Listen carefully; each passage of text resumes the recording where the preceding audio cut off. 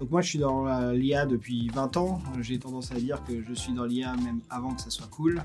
On est clairement dans une accélération des capacités de l'IA et je pense qu'on est au moment de bascule où l'intelligence artificielle devient directement au contact des utilisateurs.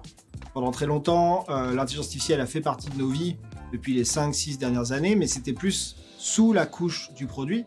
Maintenant, on passe à un niveau où en fait, on interagit directement avec l'intelligence artificielle en lui parlant, en lui posant des questions, en ayant des réponses.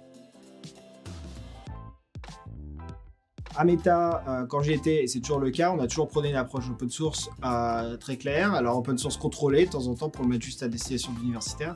Mais je pense que c'est essentiel, en particulier pour pouvoir aussi avoir la communauté académique et des chercheurs qui puissent aussi suivre le mouvement et être capables de comprendre ces modèles, de les utiliser et peut-être aussi de les améliorer.